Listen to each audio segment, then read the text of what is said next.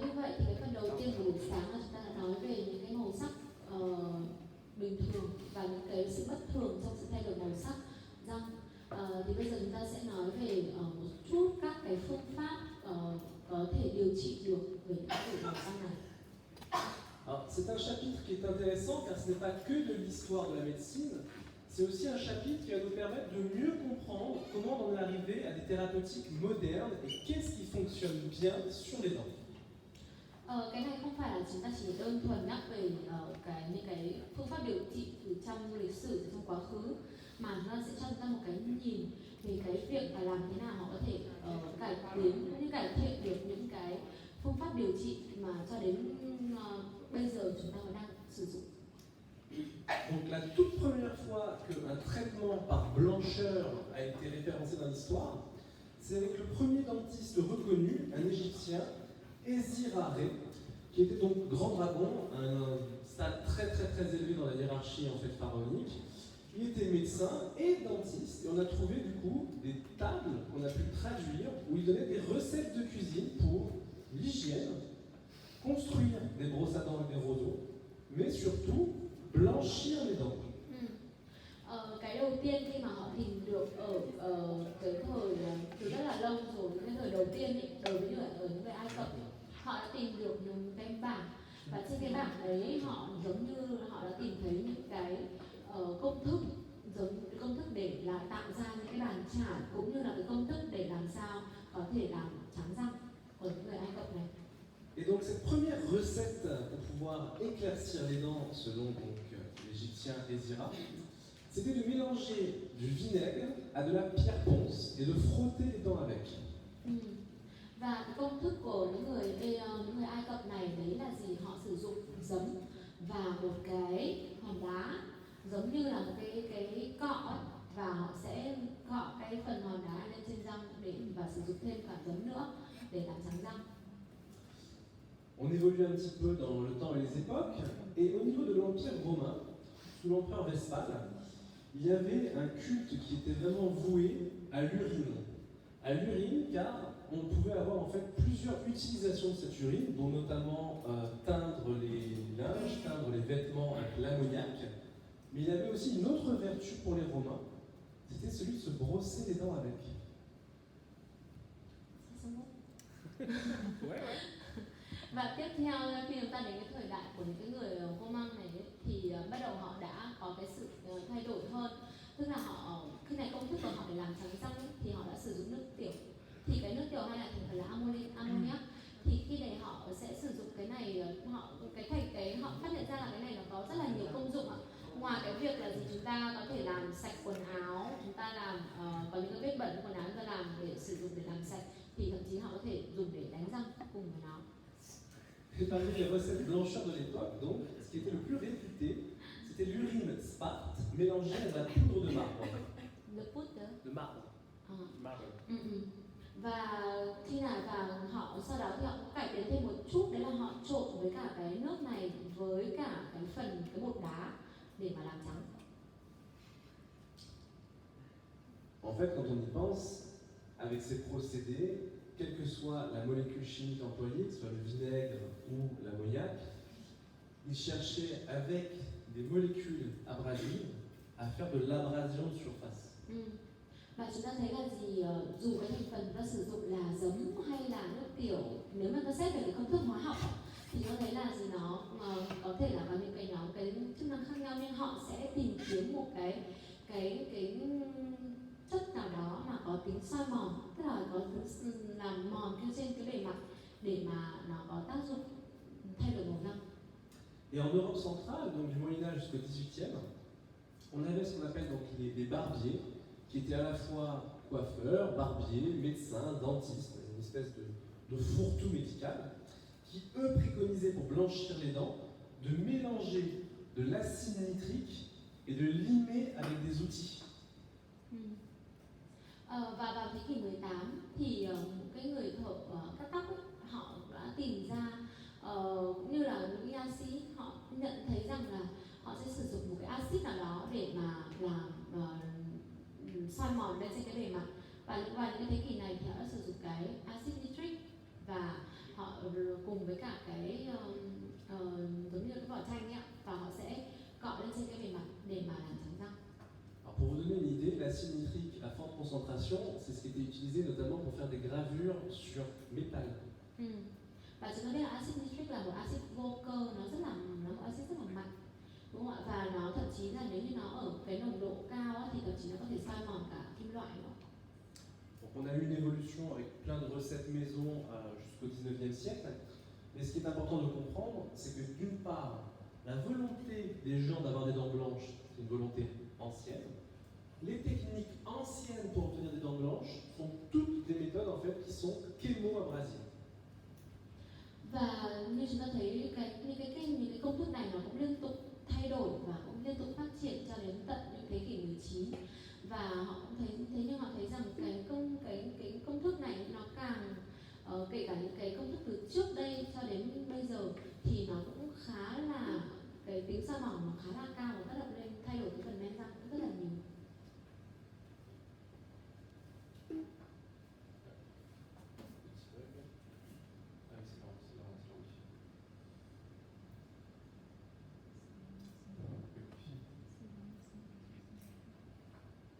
Petit bug avec le wifi.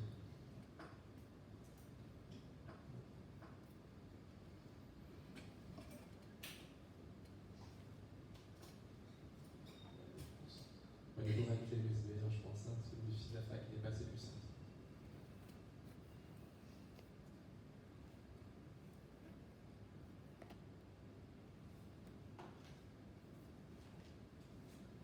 Donc on a eu une évolution du 19e jusqu'à nos jours avec plusieurs passages pour trouver la meilleure solution à la fois pour être efficace, mais aussi pour ne pas esquinter les dents. Và như vậy ở thế kỷ 19 thì sau khi một loạt các cái công thức ra đời thì họ cũng đã phát hiện ra một cái cách mà có thể vừa có tác dụng làm trắng răng nhưng lại vừa có tác dụng làm bảo tồn được cái men răng tốt nhất mà không có làm tổn hại đến men răng. Alors je ne vais pas vous détailler les noms ni les dates, on va surtout essayer de s'attarder sur les molécules employées. Au tout début, on a décrit des éclaircissements à l'acide oxalique. Donc l'acide oxalique, très acide, mais aussi extrêmement agressif et cytotoxique. À forte dose, un acide oxalique peut même être mortel. Đầu tiên khi mà họ phát triển ở cái đầu thế kỷ 19 thì họ phát hiện ra họ sử dụng axit oxalic. Axit oxalic cũng là một axit khá là mạnh và ở cái nồng độ cao và thậm chí có thể gây chết người. On est ensuite passé à une molécule éclaircissante très connue, puisqu'elle n'éclaircit pas que les dents, c'est le peroxyde d'hydrogène, donc l'eau oxygénée, que ce soit pour les cheveux, les vêtements, les linges. Il y a un procédé oxydatif qui va venir donc éclaircir les ensembles moléculaires. Et on l'a adopté pour les dents, et on a cherché à tâtons les bonnes concentrations. Và tiếp theo đó thì họ đã phát hiện ra với cái chất là peroxide hydrogen là một trong những cái chất mà họ sử dụng rất là nhiều trong cái cuộc sống hàng ngày, ví dụ như là để tẩy quần áo, để làm sạch, lau dọn nhà cửa. Thì cái chất này sau đó họ đã được nghiên cứu và nó ứng dụng ở trong nha khoa và họ đã bắt đầu thay đổi cái nồng độ cái chất peroxide hydrogen này theo cái nồng độ tăng dần để xem cái hiệu quả của nó khi làm trắng răng như thế nào. On y a associé des catalyseurs pour que la réaction puisse être plus efficace sur des durées plus courtes, en démarrant par la chaleur, puis après des apports lumineux.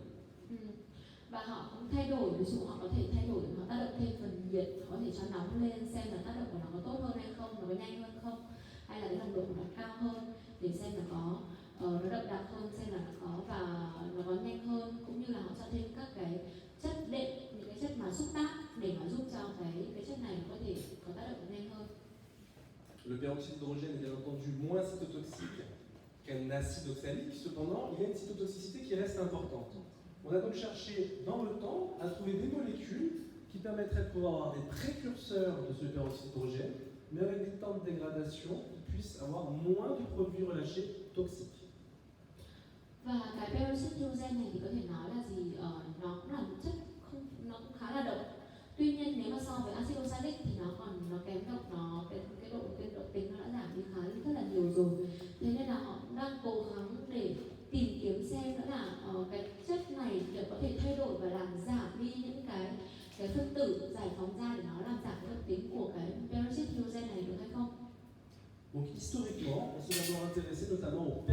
de sodium.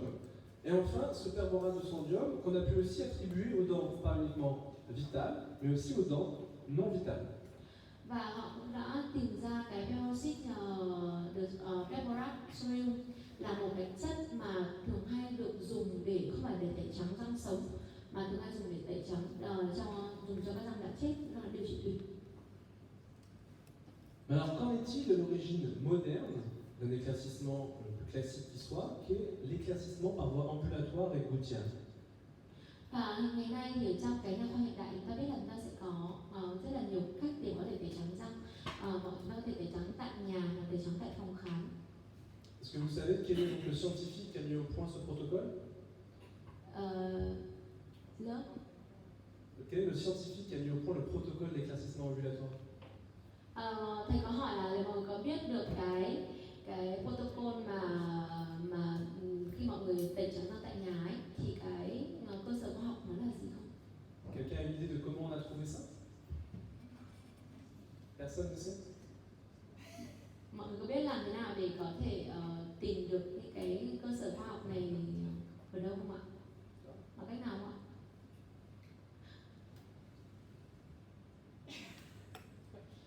Alors en fait, c'est pas du tout un procédé qui est né de recherche scientifique, c'est un procédé qu'on a trouvé complètement au pif, complètement par hasard. On a trouvé un éclaircissement en fait en 1960. Un orthodontiste qui voulait assainir les gencives de ses patients avec un procédé qui était le glycoxyde et qui contenait du peroxyde de carbamide. Et il s'est juste rencontré que en assainissant les gencives, les dents blanchissaient avec. Thì chúng ta sẽ nói một chút làm thế nào để có thể phát hiện ra được cái cách mà người ta sử dụng peroxide sodium này trong cái việc mà tẩy trắng. Thì vào những năm khoảng năm 1988 thì có một cái nhà bác sĩ, ông ấy muốn làm gì? Ông ấy muốn là làm cái phần lợi của bệnh nhân ấy, nó bị viêm và nó đỏ. Ông ấy muốn sử dụng cái peroxide cái này để mà là điều trị cái phần viêm lợi cho bệnh nhân thôi. Thế nên trong quá trình làm thì ông nhận thấy rằng là cái răng nó cũng trắng lên đồng thời khi mà ông sử dụng cái chất đó để điều trị bệnh viêm lợi. Donc l'éclaircissement moderne, c'est l'aboutissement en fait de recherche de molécules, mais c'est avant tout un gros coup de chance. Thế nên là họ thấy là cho đến ngày nay khi họ đã phát hiện ra cái chất này thì cái việc đầu tiên khi mà họ thấy rằng họ tìm cái chất này một cách rất là ngẫu nhiên, hoàn toàn là không có chủ đích, chỉ tình cờ là phát hiện ra như thế. Donc la première publication scientifique qui a pu aboutir à la validation de l'utilisation de gel de peroxyde de carbamide en 89, c'est ni plus ni moins que l'application de la trouvaille de l'orthodontiste dans les années 60.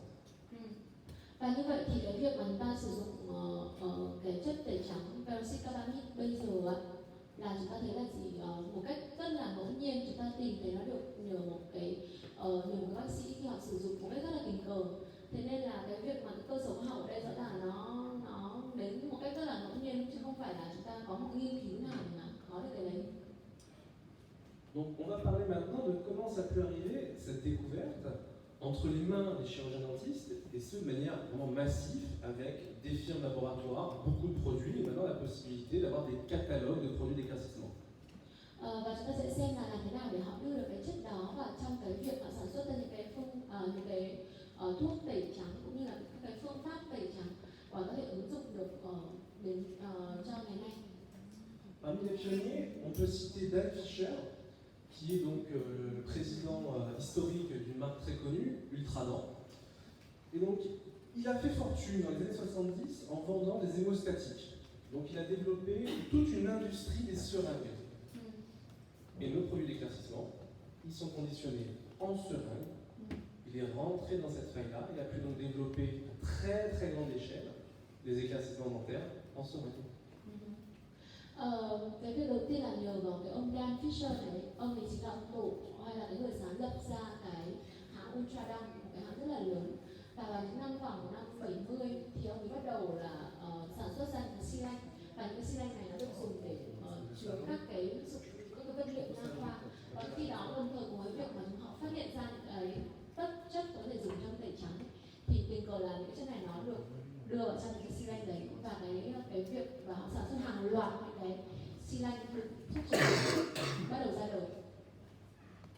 Et enfin, donc, le fait d'avoir cette découverte, le fait d'avoir des firmes laboratoires pour distribuer les produits, il a bien fallu aussi pouvoir avoir la validation des méthodes, des protocoles sous le prisme de la science. Và như vậy thì chúng ta đã có người tìm ra cái chất có thể làm sử dụng ở thuốc tẩy trắng. Chúng ta tìm ra được người đưa cái thuốc tẩy trắng này vào trong thị trường và đưa chúng ta xem là làm thế nào để họ có thể xác minh lại được là cái hiệu quả của thuốc tẩy trắng này trên lâm sàng sẽ sử dụng như thế nào, cái cơ sở khoa học nào để có thể khẳng định được đây là cái thuốc này có thể sử dụng được.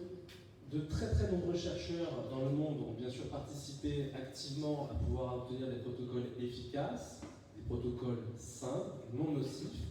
Mais parmi tout cela, je vais en citer un, d'une part parce qu'il est français comme moi, c'est le docteur Jean-Pierre Attal, mais aussi parce que c'est celui qui a le plus affiné les méthodes et aussi qui a fini par supprimer tous les mythes qui entourent les éclaircissements. On a dit depuis 30 ans beaucoup de bêtises. Et si vous pouvez leur traduire ça très bien, ça serait génial. La plupart des articles scientifiques qu'ils ont lus et qui ont plus de 10 ans sont faux. Và có rất là nhiều các nhà khoa học đã tham gia vào cái nghiên cứu này để làm thế nào để tìm ra được một cái protocol cho cái quá trình tẩy trắng một cách đơn giản nhất mà lại hiệu quả nhất. Thì ở đây có rất là nhiều người mà thầy muốn nhắc đến, tuy nhiên đấy thầy muốn nói đến cái thầy Jean-Pierre Attal này. Thầy cũng là một cái giảng viên. Il est assez... Monsieur Attal? Paris. À Paris, c'est ça? Je crois que c'est Paris 5. Ouais, 5 des 4. Exactement. C'est ça.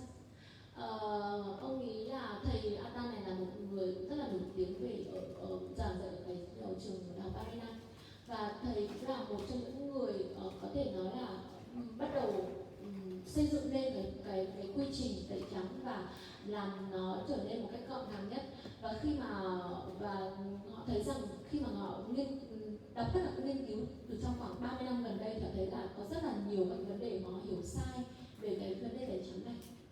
Donc si nous, on a un rôle avec Clara aussi aujourd'hui, c'est pas uniquement de faire un exposé sur qu'est-ce qui est dyschromié et comment on peut utiliser un produit, c'est aussi de faire comprendre qu'il y a plein de praticiens qui font des méthodes, mais qui les font mal, parce qu'ils les font par conviction et non par science.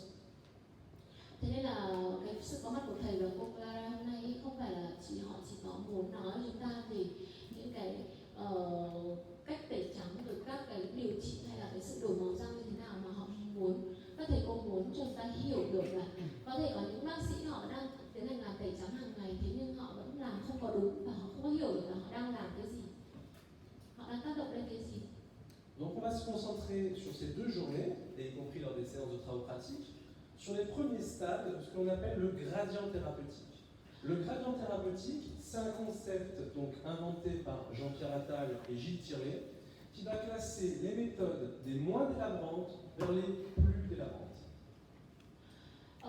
Thì đầu tiên chúng ta sẽ có một cái người ta gọi là cái mức độ, cái gọi là cái thang điều trị, và cái này nó sẽ theo cái mức độ là xâm lấn tăng dần chúng ta sẽ theo từ cái mức độ thấp nhất cho đến cao hơn.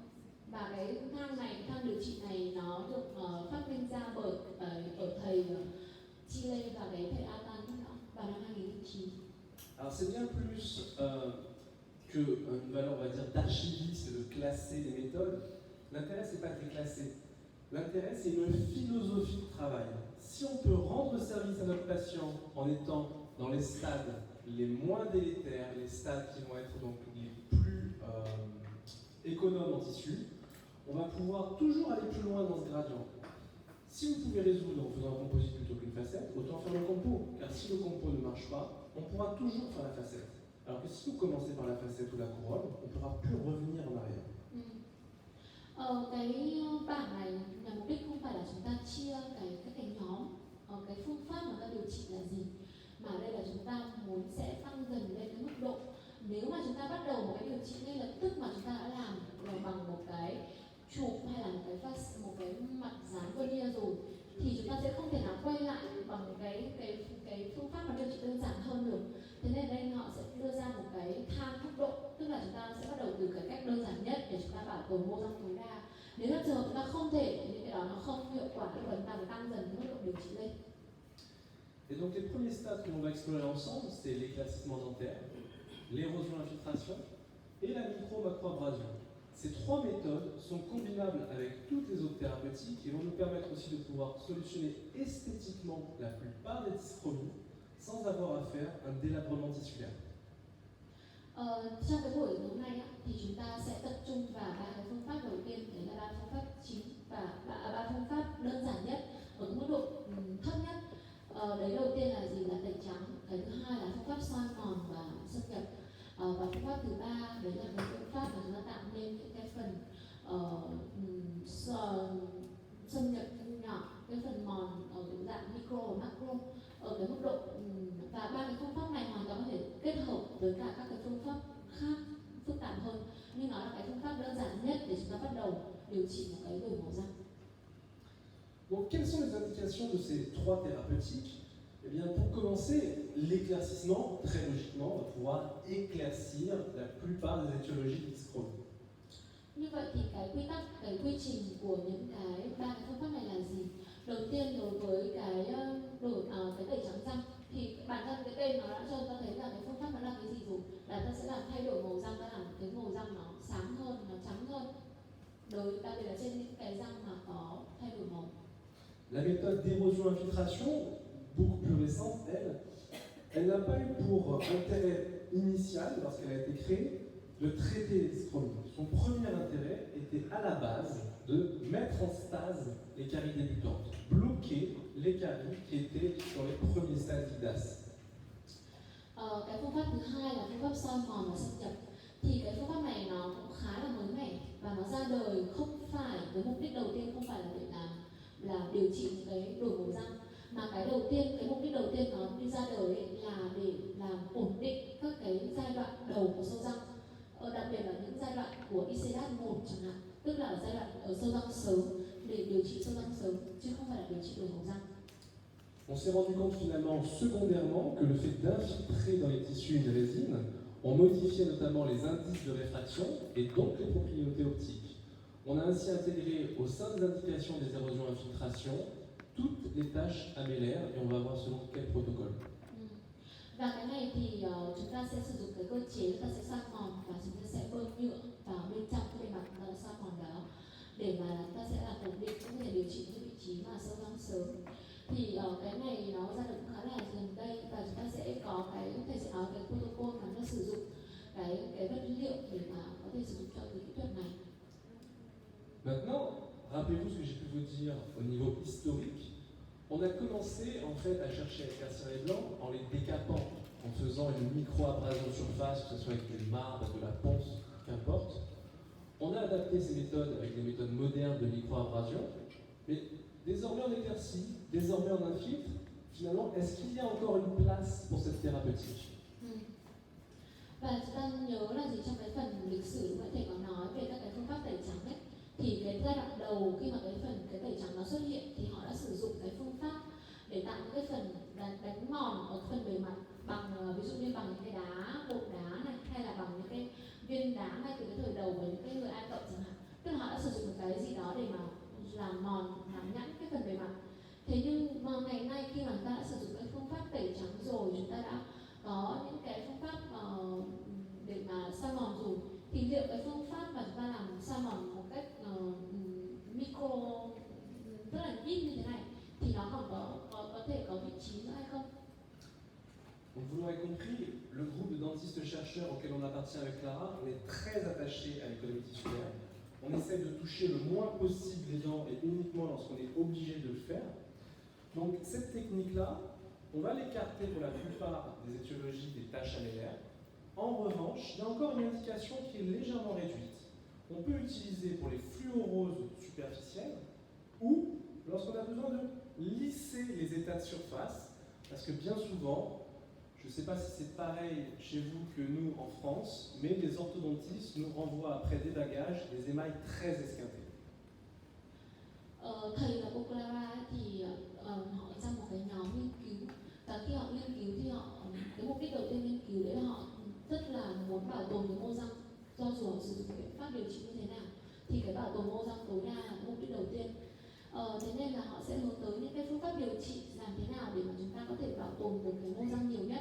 Và khi chúng ta sử dụng những cái micro abrasion như thế này ạ, để mà tạo nên những cái phần soi mòn vi thể ở trên cái bề mặt, thì như vậy chúng ta sẽ có thể áp dụng trong một số trường hợp, ví dụ như trong những trường hợp bệnh nhân nhiễm fluor mà mức độ nhẹ và hoàn toàn ở trên bề mặt, hoặc là họ chỉ muốn làm nhẵn đơn thuần cái bề mặt, đặc biệt là cho những bệnh nhân mà sau chỉnh nha, khi mà được gửi đến sau khi tháo mắc cài thì thường cái bề mặt của bệnh nhân nó thường hay bị nhám và nó không có được bằng phẳng nữa, thì họ có thể sử dụng những cái này.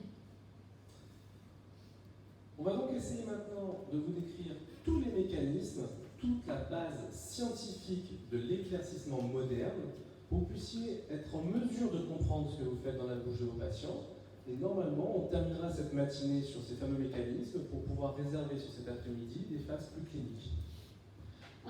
Và tiếp theo thì thầy sẽ nói chúng ta về những cái cơ chế của cái việc tẩy trắng răng hiện đại, mà những cái phương pháp mà chúng ta đang sử dụng để chúng ta có thể hiểu rõ hơn được là liệu là chúng ta đang làm gì trên bệnh nhân. Và chiều thì chúng ta sẽ nói kỹ hơn về các cái phần lâm sàng. Cái này bây giờ thầy chỉ nói về cơ chế. Un éclaircissement, ça répond à 3 phases.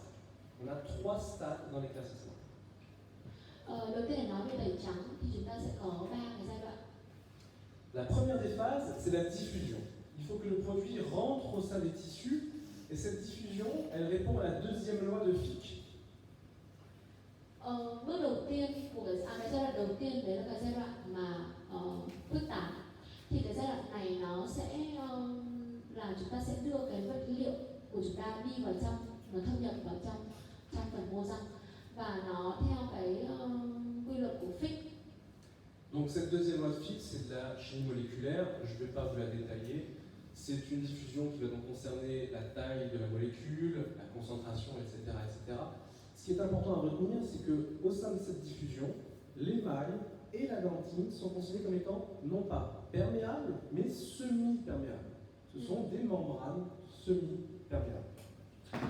Thì cái quy luật của Fick này thì nó cũng khá là phức tạp, thầy không có nói một cái chi tiết cho mọi người được, vì nó phụ thuộc vào rất là nhiều yếu tố, có thể là kích thước của cái phân tử này, rồi là cái cách khuếch tán như thế nào, vân vân. Thế nhưng mà tóm lại là gì, nó liên quan đến chúng ta ở cái điểm đấy là khi mà chúng ta sử dụng ở cái pha đầu tiên này, thì cái men răng và ngà răng chúng ta nó sẽ đóng vai trò giống như một cái màng bán thấm ấy, để mà cho các cái phân tử nó đi qua. Et donc cette pénétration au sein de membranes semi-perméables nous permet de comprendre que notre efficacité, nous, en tant que thérapeutes, va dépendre de plusieurs éléments.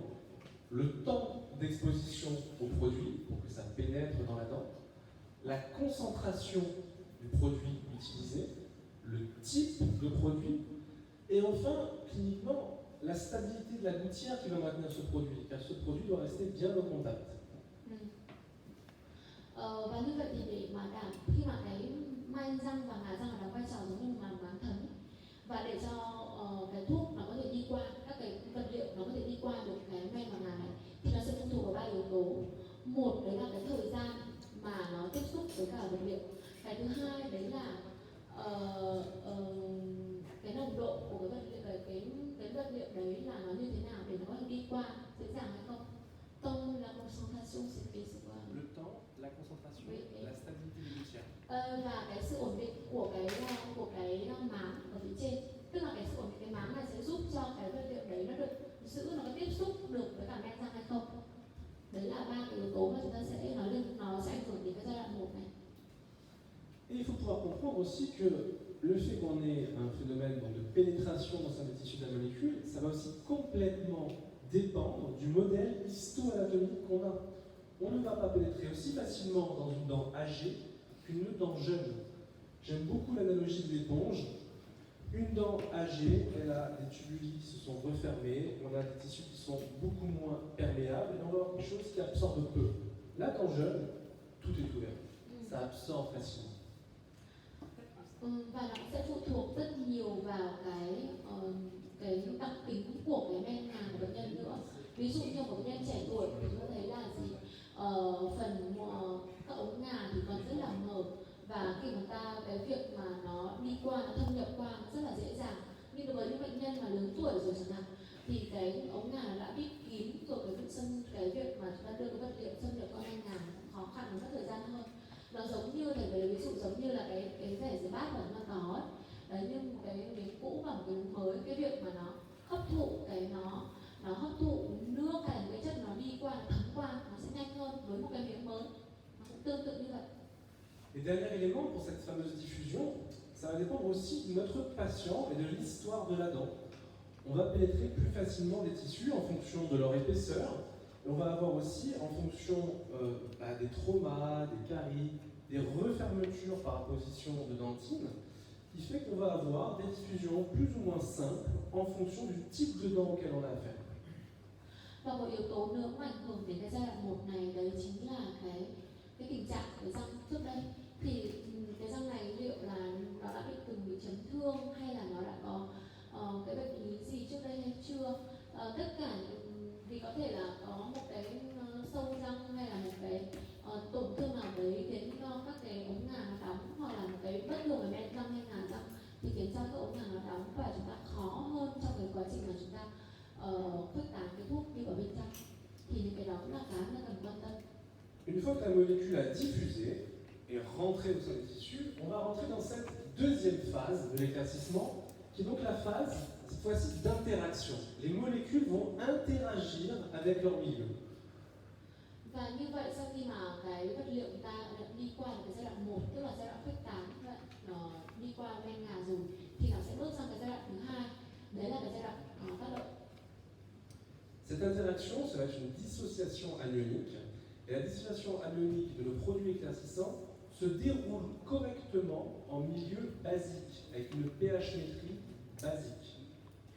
Và cái giai đoạn mà tác động này nó sẽ là một cái phản ứng hóa học, nó là cái sự chia cắt của các cái ion và nó diễn ra ở pH bazơ, tức là pH rất là cao, khoảng 9,5 đến 10,8.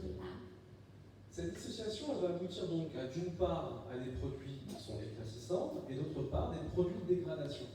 Mais ces produits de dégradation ils peuvent avoir une utilité. Donc notamment on retrouve ce fameux urée puis ammoniac. Et donc l'ammoniac va avoir un effet bactéricide. Và khi mà họ cũng đã tìm ra khá là nhiều các cái chất để mà có được cái môi trường bazơ như thế này, và cuối cùng thì họ đã kết hợp giữa cái peroxide với cả một cái môi trường ammoniac, tức là nó sẽ là một cái môi trường vừa có tính axit nhưng mà nó cũng nó làm tăng cái độ axit lên, độ pH lên. Alors même si ce n'est pas le but de la thérapeutique, on va ainsi avoir quelque part un assainissement local gingival, mais aussi une action sur les caries débutantes. Và như vậy chúng ta sẽ vừa có tác động lên trên không chỉ cái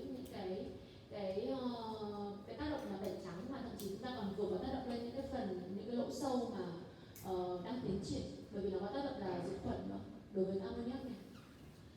Et donc cette phase d'interaction, elle va aboutir à ce qu'on appelle la casse des chromatophores. Và chúng ta sẽ có một cái khái niệm, đấy là chúng ta sẽ có các cái một cái khối gồm có nhiều các cái phân tử. Donc c'est un mécanisme qui est assez facile à comprendre. La soupe des radicaux libres vont venir sur les chromatophores agglutinés, donc des grosses molécules colorées. Ça va les casser en petits bouts, en plus petites molécules qui cette fois-ci sont non colorées. C'est-à-dire au début c'est Les radicaux, petits. Les radicaux libres, ça, ouais. C'est le produit d'éclaircissement. Il interagit avec les chromatophores agglutinés, ce sont les molécules responsables de dyschromie, en les cassant en plus petits bouts qui sont eux incolores. Okay. Thì cơ chế mà cái chromatophore này, tức là một cái khối mà đổi màu ấy, nó sẽ được cái cơ chế nó là gì? Đầu tiên là chúng ta sẽ cho các cái thành phần, cái chất tẩy trắng là những cái hạt nhỏ ở phía trên, đấy là những cái chất tẩy trắng, nó sẽ đi vào và tác động lên cái khối mà đổi màu này, nó tạo thành cái khối rất là lớn đổi màu. Đó nó sẽ đánh bật nó ra và tạo ra thành cái phân tử nhỏ màu trắng. Donc cette case des chromatophores, pendant une quinzaine d'années, on a considéré que c'était l'élément le plus fort dans l'éclaircissement. C'était lui qui était responsable du succès de nos thérapeutiques. Và trong rất nhiều năm thì họ đã các nhà nghiên cứu họ cho rằng là gì, cái khối đổi màu này, cái sự liên kết của các cái phân tử này chính là cái nguyên nhân chính cũng như là một cái phần chịu trách nhiệm chính cho cái việc là gì, chúng ta cái hiệu quả của cái tẩy trắng của chúng ta nó đến đâu. Et en fait, c'est une vision beaucoup trop réductrice. C'est loin d'être l'élément fort dans l'éclaircissement, il se passe beaucoup d'autres choses. Donc pendant 15 ans, on a raconté des bêtises. Pendant 15 ans, on nous a expliqué que les cases des chromatophores nous permettaient d'obtenir des éclaircissements, alors qu'en fait, ce n'est qu'un élément parmi tant d'autres. Và họ cũng nhận thấy rằng là gì, và trong suốt 15 năm rồi thì họ thấy khi mà họ cứ nói về cái khối mà đổi màu răng và nguyên nhân là như thế này, thế nhưng họ đã phát hiện ra là gì, cái thực sự cái vấn đề nó không phải nằm ở đấy mà nó chỉ có do một cái yếu tố thôi. Les autres éléments sont beaucoup plus intéressants et sont donc rencontrés dans la troisième et dernière phase, qui est la phase donc, de changement colorimétrique, avec une modification des propriétés optiques tissulaires. Và khi đó thì chúng ta sẽ thấy khi mà đã có qua cái giai đoạn tác động rồi thì chúng ta sẽ chuyển sang cái giai đoạn 3, đấy là giai đoạn mà bắt đầu đổi màu răng, và cái giai đoạn này là giai đoạn thay đổi các cái thành phần mà trong cái phần mô răng. Et donc voici ce que c'est une vision moderne, contemporaine d'un éclaircissement dentaire. Và chúng ta sẽ thấy có một cái nhìn hiện đại hơn về các cái phương pháp tẩy trắng mà chúng ta đang sử dụng. D'une part, en surface, les surfaçants vont éliminer en déprotéinant tous les petits pigments qui peuvent être restés dans les infractuosités. Donc ça va avoir une action déjà surfacique, périphérique. Cái tác động đầu tiên ở cái giai đoạn này đấy là cái tác động bề mặt, thì nó sẽ giúp chúng ta loại bỏ tất cả những cái yếu tố đổi màu ngoại lai nằm trên bề mặt. Et maintenant, le plus important, on a une action au sein des tissus. Les radicaux libres vont avoir au niveau de l'émail une augmentation de la rugosité, donc plus de diffraction lumineuse. On va avoir une baisse de la translucidité, au contraire une opacification améliorée. Et on va avoir l'émail qui va fonctionner comme un filtre lumineux, c'est-à-dire qu'il va avoir moins tendance à rejeter le spectre lumineux issu de la phase sous-jacente dentinaire. Donc, rugosité augmentée, opacité augmentée, et c'est le plus important, et filtre lumineux.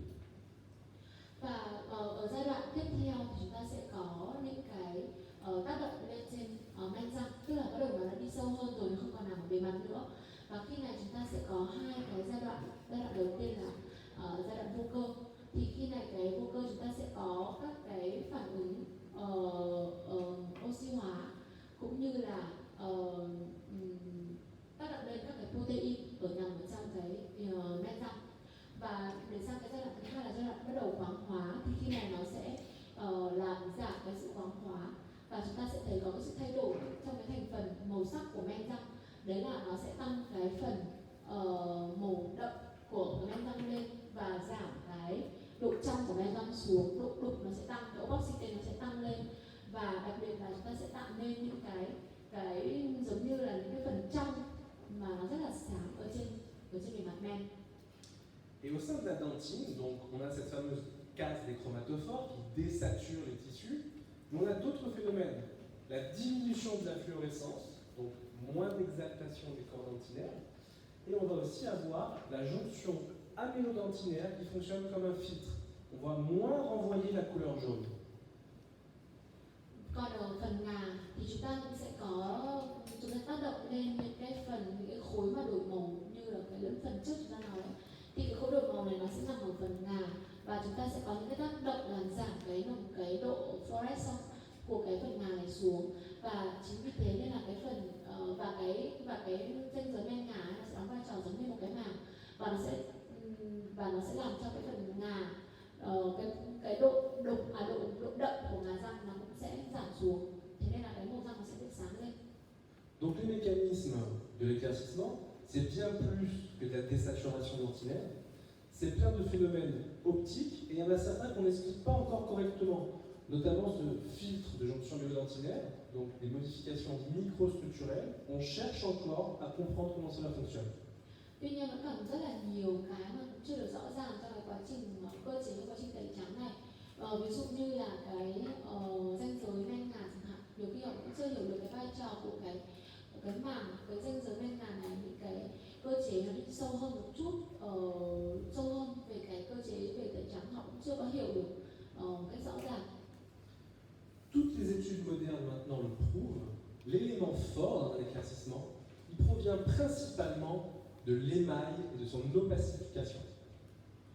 Và rất là nhiều các nghiên cứu ngày nay thì họ đã khẳng định một điều là gì? Cái yếu tố cơ bản mà tác động lên và đóng góp trong quá trình tẩy trắng ấy, thì nó chính là gì? Là cái phần đen và ngà, thì nó sẽ đóng vai trò trong cái việc mà làm thay đổi cái cũng như tác động lên cái kết quả của quá trình tẩy trắng răng. Cette opacification amélaire, Để elle va être plus rapide que la désaturation dentinaire. Elle survient plus vite que la dentine qui se désature. Và cái việc mà những cái men răng ấy nó có cái màu nó tối hơn, cái màu nó sậm hơn, thì nó sẽ có cái phần đổi màu nó sẽ nhanh hơn. Et donc ça, c'est facilement illustrable par deux éléments. Tout d'abord, lorsqu'on a des zones de bord libre extrêmement translucides, on voit que dans les premiers stades d'éclaircissement, on a une opacification qui se fait, on passe moins à travers la dent, mais surtout, on se rend compte que généralement, les collets sont plus longs à éclaircir. Parce qu'on a ça d'abord, cette saturation, cette opacification des mailles qui survient, et après la désaturation dentinaire.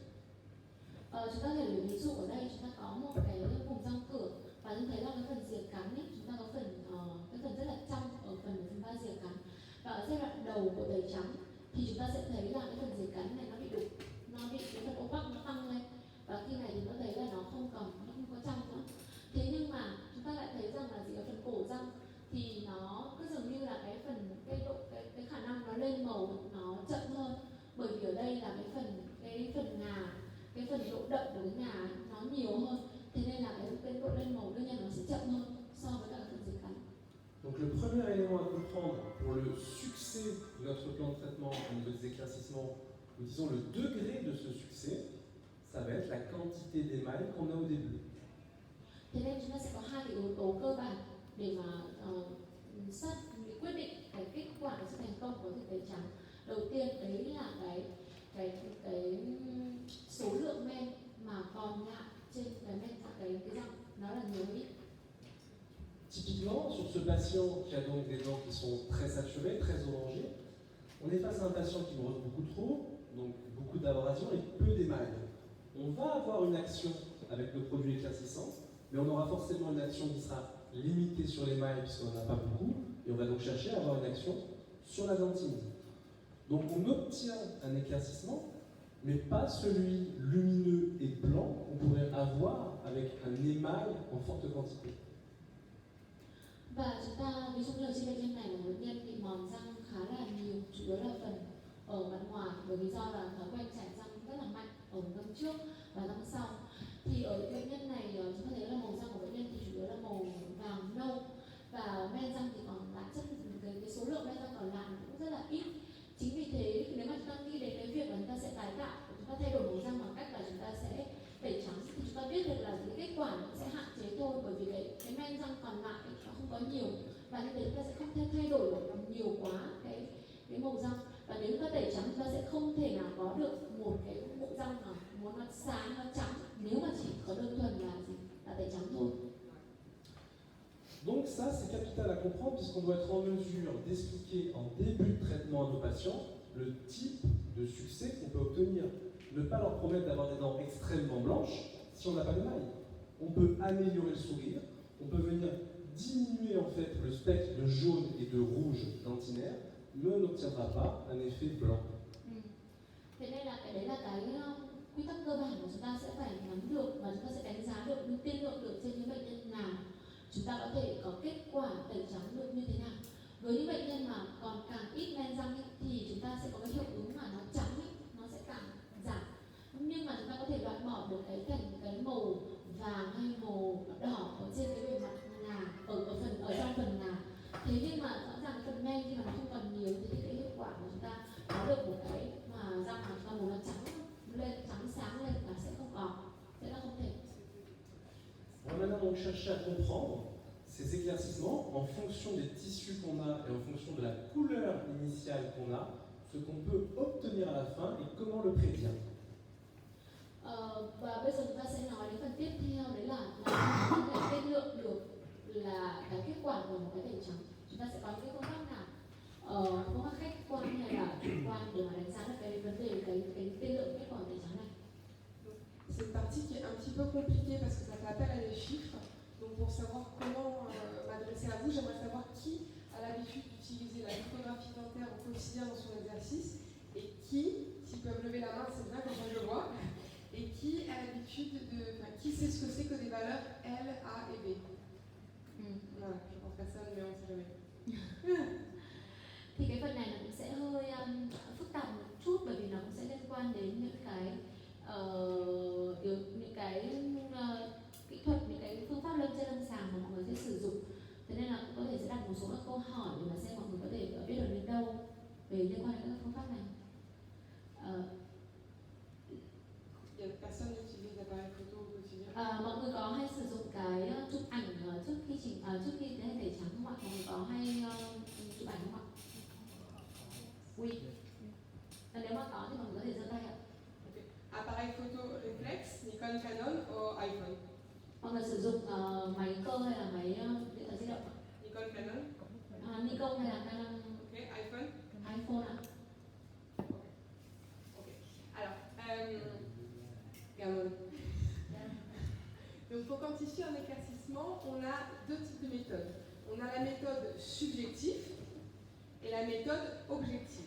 Như vậy để chúng ta có thể xác định được các cái so sánh hay là chúng ta có thể định lượng được cái kết quả của tẩy trắng, chúng ta sẽ có hai cách. Một là chúng ta sẽ sử dụng các cái phương pháp chủ quan và những phương pháp khách quan. Donc, les méthodes subjectives, comme vous l'expliquez Romain, sont des méthodes qui font donc appel au teintier. C'est-à-dire qu'on décide en début d'éclaircissement ensemble avec le patient de la teinte de départ et de la teinte vers laquelle on voudra arriver. Sauf que, je ne sais pas vous, mais moi, quand j'utilise le teintier, je vais avoir tendance intuitivement, au début de l'éclaircissement, à prendre la teinte la plus foncée que je peux trouver. Cái phương pháp đầu tiên khi ta sử dụng các phương pháp mà mang tính chủ quan ấy, thì như lúc nãy thầy cũng đã nói là chúng ta sử dụng các cái bảng sao màu. Thế nhưng mà các cái bảng sao màu này thực sự là nó những lúc nó mang tính rất là chủ quan, nó phụ thuộc vào cái người khi mà ở đấy sao màu. Thế nên là đôi lúc chúng ta cũng sẽ có một cái kết quả có thể là ngay từ đầu chúng ta so và sau đấy chúng ta lại so thấy nhiều khi chúng ta chẳng thay đổi gì, hoặc thậm chí là như cô của bạn thì cái cô so xong cô còn thấy màu nó vẫn đậm hơn. Et après, même si ça marche pas très bien, thì nó cũng khá là chủ quan. et après, même si ça marche pas très bien, bah, comme on a pris le plus noir, de toute façon, on monte à teinte plus claire, on dit mais si, regardez, ça a bien marché. Donc du coup, pour éviter de se confronter à ça, il y a les méthodes objectives. Thế nên là để mà chúng ta có một cái sự thuyết phục, có một cái tính thuyết phục hơn đối với bệnh nhân thì chúng ta nên sử dụng các cái phương pháp mang tính khách quan hơn. Đấy là chúng ta sẽ có những cái máy đo. Donc, les méthodes objectives, c'est quoi? C'est des méthodes donc, qui font appel à des valeurs scientifiques, donc des valeurs numériques, qui sont les données L, A, B. L étant luminosité, A rouge et B jaune. Và các cái phương pháp chủ quan này thì nó sẽ là những cái máy và đưa ra cho những cái giá trị khoa học, và nó sẽ có cái giá trị là A, L là độ sáng, A là màu đỏ, A là rouge, B là jaune, B là màu vàng. Và cái máy này nó sẽ cho ta ba cái giá trị L, A, B như thế này. On va vous montrer la diapo d'après. Et ces deux valeurs LAB, il y a deux méthodes de les obtenir. Donc c'est soit avec le spectrophotomètre, qui est un instrument de mesure de contact type Vita Easy Shade, soit par prise de photo ici avec un filtre polarisé. En fait, ça va nous permettre de calibrer une image de manière à ce que, même si on la prend à des heures de la journée différentes, avec des expositions différentes, on va faire une balance des blancs et la mettre à zéro de manière à ce qu'on puisse la comparer comme si c'était toutes les mêmes. Ouais. Thì chúng ta sẽ có hai cái loại máy, một cái loại máy là máy đo điện tử như thế kia, thì nó sẽ cho chúng ta những cái giá trị để chúng ta đánh giá được cái màu răng một cách khách quan. Hoặc là ta sử dụng những cái máy chụp ảnh, máy cơ, thì khi này nó ở cái máy cơ này chúng ta sẽ sử dụng một cái màn lọc ở phía trước, và cái màn lọc này, màn lọc sáng thì nó sẽ giúp cho chúng ta lúc nào cũng dù nó chụp trong cái điều kiện chiếu sáng như thế nào thì nó sẽ cho chúng ta đưa về cái ánh sáng chuẩn, để mà khi mà chúng ta chụp ảnh ở các cái lần khác nhau trước và sau khi tẩy trắng chẳng hạn thì nó vẫn cho chúng ta một cái kết quả ổn định. Donc la calibration elle se fait sur Photoshop Lightroom. Thì cái này chúng ta có thể nó giống như là chúng ta dùng Photoshop trên máy iPhone. L'espace LAB, c'est ce que je vous disais, c'est un espace colorimétrique, donc en plusieurs dimensions, d'accord? Avec en fait ici L, qui est donc la luminosité qui va de 100 pour blanc à 0 pour noir. Ở cái hệ thống mà LAB ấy, thì họ sẽ sử dụng như thế này. Họ sẽ có một cái cột dọc ở phía trước, nó chính là L, chính là độ sáng, thì nó sẽ có giá trị từ 0 đến 100. A qui va de moins dans des valeurs négatives de vert jusqu'à rouge dans des valeurs positives. A thì là màu đỏ, thì nó sẽ có theo cái chiều mũi tên là chúng ta sẽ có càng về phía trước, phía mũi tên thì bên này thì sẽ là màu đỏ, phía bên kia thì sẽ là màu xanh lá cây. Et B qui va dans des valeurs négatives à bleu et à jaune dans des valeurs positives. Còn B thì sẽ là một cái trục khác, cái trục vuông góc với cả A, và nó sẽ có giá trị âm nếu như mà nó sẽ có xu hướng là màu xanh, xanh da trời. Còn B nếu mà là giá trị dương thì nó sẽ có xu hướng là màu vàng. Donc nous, ce qu'il faut comprendre, c'est que pour les valeurs dentaires, on va se retrouver du coup uniquement dans cette partie-là. Đối với chúng ta ở trong nha khoa, chúng ta sẽ chủ yếu tập trung những cái phần A với B mà có giá trị dương, tức là nó sẽ chủ yếu là màu đỏ và màu vàng. Donc pour vous expliquer un tout petit peu plus ce que c'est que la polymérisation croisée, en fait, c'est-à-dire que la lumière va être polymérisée 2 fois 90 degrés, et en fait ça a pour effet d'enlever toute la réflexion spéculaire. C'est-à-dire que quand vous regardez une dent, vous la regardez, comme il y a beaucoup d'émail, vous la voyez très blanche. S'il y a des tas de surfaces, il y a plus de réflexion lumineuse, on le voit encore plus blanc. Ça, du coup, pour éviter ce trompe-l'œil, ça fait comme si ça enlevait l'émail superficiel, et on voit vraiment l'intérieur de la dent, on le voit sur la photo d'après, on voit vraiment toute la découpe dentillaire, avec les petites taches. On voit plus du tout l'émail superficiel, on a des photos qui sont du coup très mates. Ở cái máy cơ á, thì chúng ta có một cái xin lỗi là ở cái hệ thống mà chúng ta đo cái ba cái giá trị này, thì nó sẽ có một cái phần mà lọc, mà cái lọc này nó sẽ lấy bỏ hết đi những cái yếu tố mà gây nhiễu khi người ta nhìn trên răng. Ví dụ như một cái răng mà nó có phần men răng nó có dày, thì khi mà họ nhìn vào họ chụp bằng đánh giá bằng những cái máy này thì nó sẽ lấy bỏ đi, nó sẽ tạo nên phần men răng ở phía trước mà nó bị mờ, nó bị đục, nó ở phía trước phần bề mặt, hoặc là người ta sẽ lấy bỏ đi và chúng ta có thể nhìn được vào bên trong của cái thành phần ở phần ngà bên trong ở dưới men. Donc on est un peu hors sujet là, mais dites-vous bien que c'est un outil qui permet de voir vraiment la découpe dentinaire. Donc c'est super important vous-même pour vous aider pour vos stratifications ou pour communiquer avec vos laboratoires si vous voulez qu'ils mettent des effets dans les dents. Donc c'est vraiment un outil photographique qui se fixe sur tous les flashs, qui est vraiment très très très utile. Ça permet de voir à l'intérieur de la dent en fait, tout simplement. Và cái máy này nó cũng sẽ giúp chúng ta nhìn được cái lát cắt của phần men và ngà ở bên trong răng luôn. Tức là khi đó nó sẽ cho chúng ta, và thậm chí là có thể khi mà ta biết được các cái lát cắt và màu sắc của men nào ở phần bên trong ấy, thì nó sẽ thậm chí cho chúng ta có thể nói với cả labo là gì, có thể điều chỉnh cái màu răng như thế nào đấy. Bởi khi chúng ta chụp như này là ta có thể thậm chí nhìn được cả cái màu răng ở phía bên trong nữa. Donc pour reprendre mon espace colorimétrique LAB, donc ici représenté par une sphère, vous voyez que la zone de couleur dentaire, c'est uniquement la petite banane qui est ici. Và cái này là chúng ta đã nói ngay từ đầu là cái màu sắc của răng ấy, nó thì chúng ta có rất là nhiều màu đúng không ạ? Nhưng mà cái màu răng thì nó sẽ chỉ rơi vào một cái khoảng rất là nhỏ thôi, là nằm trong cái giới hạn từ màu vàng đến màu đỏ. Et donc les études ont montré en fait qu'en moyenne, si on prenait des relevés colorimétriques sur des dents de tout âge, de tout pays, de toute forme, d'accord, pour une dent, la luminosité elle va entre 75 et 80, le A, donc le rouge, entre plus 1 et plus 3, et le B, donc le jaune, entre plus 15 et plus 25. Và cái giá trị trung bình của một răng, nếu chúng ta sẽ có cái giá trị độ sáng, nó sẽ rơi vào khoảng 75 đến 80. Còn cái màu A là màu vàng thì chúng ta sẽ có giá trị là dương từ 1 đến 3, và B là màu đỏ, nó sẽ có giá trị là từ 15 đến 25. Et si em xin lỗi ngược lại, A là màu đỏ, B là màu vàng. Je me trouvais le couleur. Pardon.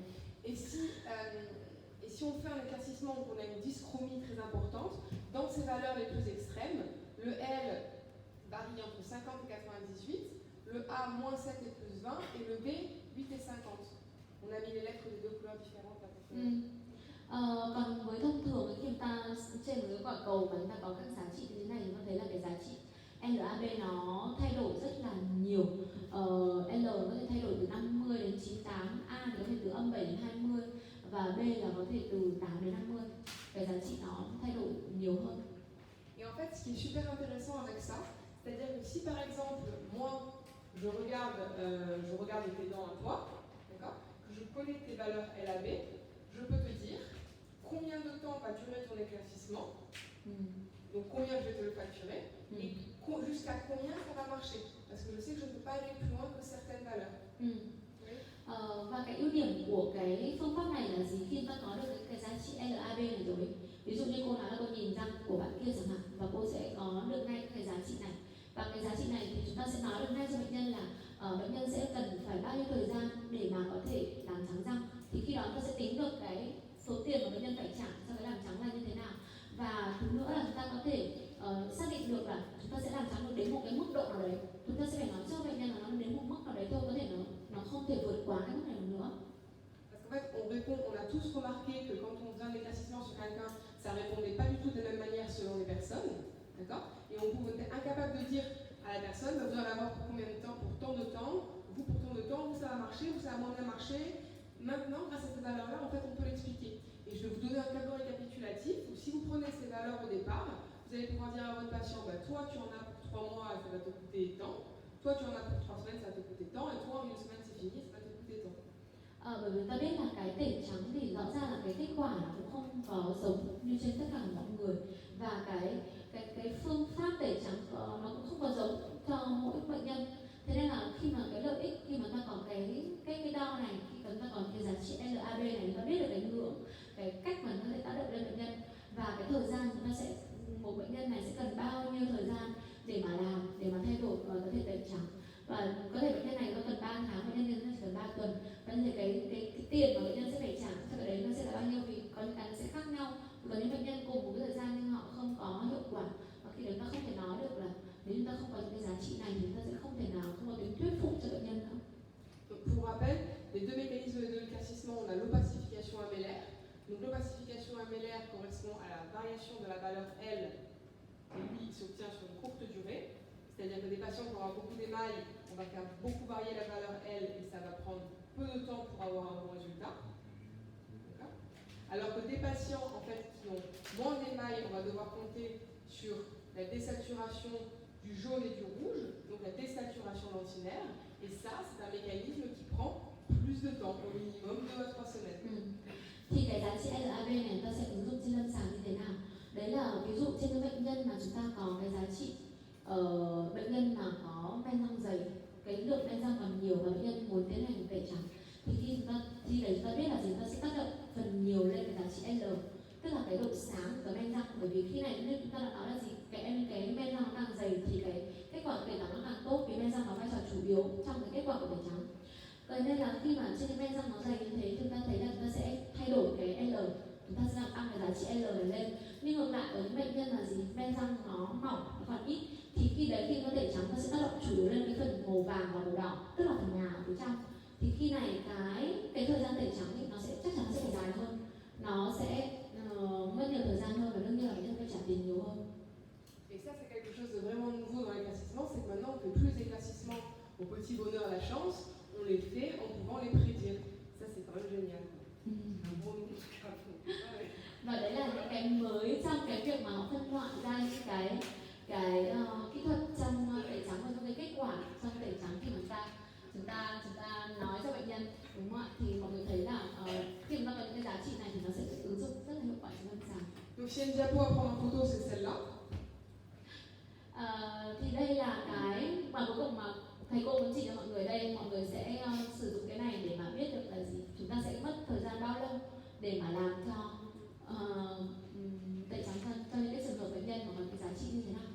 Donc c'est la diapo récap qui vous fait dire que grosso modo, quand vous prenez des valeurs LAB initiales d'une dent, si vous avez un L qui est fort, donc supérieur à 85, d'accord, donc une dent qui est déjà lumineuse, et un B qui est fort aussi, supérieur à 20-25, donc c'est une dent qui est lumineuse et très jeune.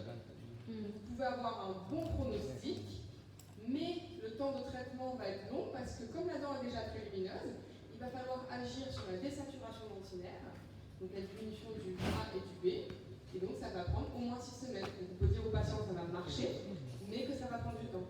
Donc on facturera en conséquence. Trường hợp đầu tiên là gì? Chúng ta có cái giá trị L này rất là cao, trên 85. Tức là ở cái răng này bệnh nhân đã sáng rồi, cái độ sáng của nó đã cao rồi. Thế nhưng mà bệnh nhân lại có một cái giá trị B là cái màu vàng ấy, thì nó cũng lớn hơn tận 20 đến 25.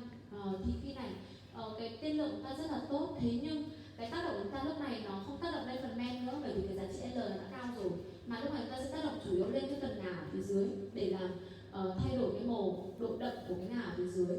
Thế nên là ta sẽ nói bệnh nhân là gì? Chắc chắn là chúng ta sẽ làm được, thế nhưng cái thời gian nó sẽ hơi lâu một chút, nó phải mất khoảng 6 tuần để nó có thể có được cái răng, có được cái màu răng rất trắng. Si par ailleurs j'ai un L qui est fort, toujours, donc j'ai toujours une dent qui est très lumineuse, mais que j'ai un B qui est faible, donc pas très jaune, ben je sais que je vais avoir un mauvais pronostic à mon éclaircissement parce que les dents sont déjà très blanches et que je ne peux pas rendre les dents plus blancs que blancs. Trường hợp tiếp theo là gì? Nếu như cái giá trị B này nó nhỏ hơn 15, tức là cái răng nó không có vàng lắm, thì khi này chúng ta sẽ thấy là cái tiên lượng của ta nó không được tốt, bởi vì là cái răng này bản thân cái độ sáng nó đã sáng rồi, mà cái độ vàng của nó thì không quá nhiều. Khi này chúng ta sẽ nói với em là chắc chắn là chúng ta không thể nào làm cái răng nó trắng thêm được nữa, mà bởi vì cái bản thân cái răng nó đã sáng rồi, và bởi vì nó không tác động lên phần B nhiều, nó không làm thay đổi phần B nhiều nữa. Si, à contrario, j'ai une dent avec un L faible, d'accord, donc une dent qui est peu lumineuse, inférieure à 70, et qu'en plus j'ai beaucoup de B, c'est-à-dire que j'ai une dent qui est peu lumineuse et qui est jaune, je sais que je vais avoir un super pronostic parce que je vais gagner rapidement en luminosité et je vais aussi enlever beaucoup de jaune, d'accord, et que trường hợp tiếp theo, nếu chúng ta có cái giá trị L mà nhỏ hơn 70, tức là những cái răng này nó không có sáng, và chúng ta lại có giá trị B trên 20 đến 25, tức là khi này răng khá là vàng, tức là răng vừa không có sáng mà lại màu vàng, thì cái tiên lượng chúng ta cũng rất tốt, và bởi vì chúng ta ngay lập tức nó sẽ có được cái, sau khi tẩy trắng bệnh nhân sẽ có được cái độ sáng cũng như làm giảm cái độ màu vàng ở cái răng này đi. Tuy nhiên cái thời gian nó cũng phải kéo dài một chút, mất tầm 6 tuần.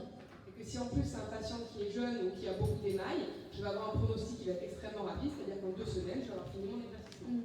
Và thậm chí trên những bệnh nhân mà trẻ tuổi mà bệnh nhân còn ngay răng rất là dày ấy, thì cái kết quả thậm chí có thể có ngay sau 2 tuần thôi.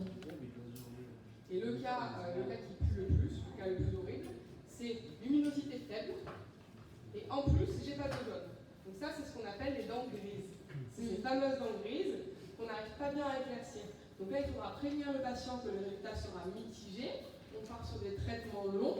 Et si ce patient, en plus d'avoir des dents peu lumineuses et pas de jaune dans les dents, il n'a pas d'émail, on sait que ça va quasiment pas marcher.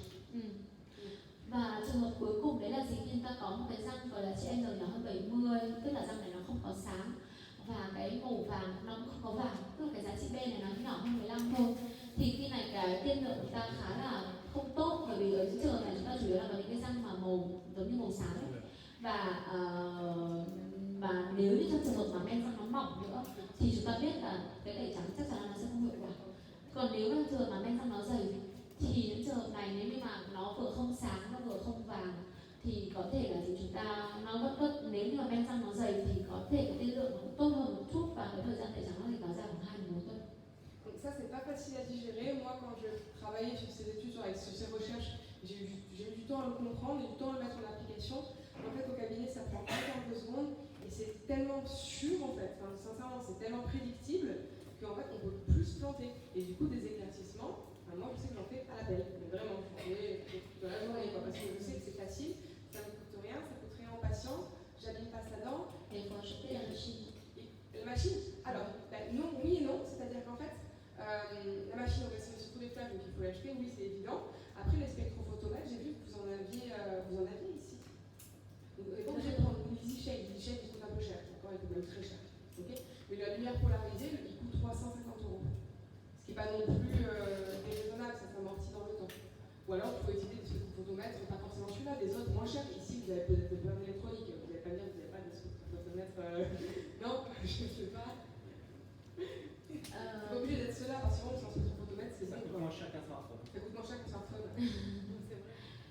Tại vì thực ra thì như cô ấy thì cô cũng đã sử dụng cái này để mà hiểu và áp dụng được nó một cách hiệu quả, thì đương nhiên là mọi người cần có thời gian và mọi người cũng cần phải biết được là mọi người phải làm quen với nó và để ứng dụng được với nó. Nhưng khi mọi người đã bắt đầu hiểu được nó rồi thì áp dụng và chúng ta có được những cái giá trị như thế này thì nó rất là đáng tin cậy và thực sự nó rất là nhanh khi mà ta sử dụng, và thậm chí có tính thuyết phục rất là cao đối với cả bệnh nhân nữa. Thế nên là tại vì em có nói là nếu và cô có nói là gì, nó chẳng có tốn kém gì cả, mà nó lại hiệu quả, nó lại nhanh nữa. Thế nhưng mà em nói là gì, kiểu gì mình vẫn phải mua cái máy hoặc là mua cái lọc sáng ấy, để mà mình đưa vào cái máy ảnh. Thì cô cũng bảo là nó vẫn còn rẻ hơn mua một cái iPhone, thế nên là nó chỉ mất khoảng hơn 300 euro thôi, thì nó vẫn rẻ hơn cái iPhone. Thế nên là mọi người có thể